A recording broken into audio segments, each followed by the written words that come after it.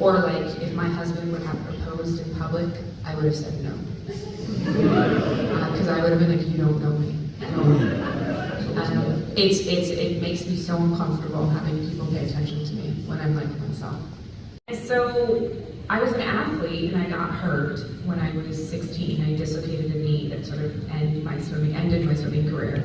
And I was looking for something else that felt unattainable.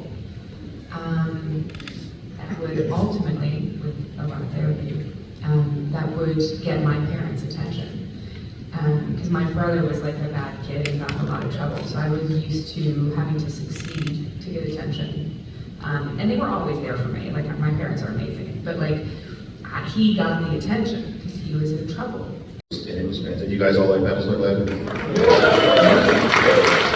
I'm usually not really a big fan of reboots, but I like the original, but halfway through a season you started losing a little bit, I think the budget, whatever, it's the 70s, and you guys did it. That was just a great series, I loved it. Thank you. I think that it was lightning in the bottle for sure, because we were science fiction, because we were on the Sci-Fi Channel, we really were just left alone. They let Ron Moore do what he wanted to do, and there wasn't a lot of, cooks in the kitchen, if you will. And because we were also science fiction, we were able to discuss topical issues that other shows couldn't touch. This is why sci-fi is so great. This is why so much of sci-fi is literally like a metaphor for Star Trek was everything. In the 60s. Yeah. Stuff that people could wait. Exactly. Well, the Clone Wars itself came out in November 2008. It was 08.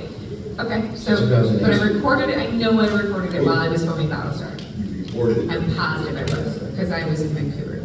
Yeah, because it premiered in 2008, I think it was the end of season 2 that we're talking about. Help me out. I thought that Star Wars fans. She was in 2 or 3. 3, I think. Oh, we have 1. Okay. But anyway, so over time. Yeah. That's a great thing. I love it. She wasn't.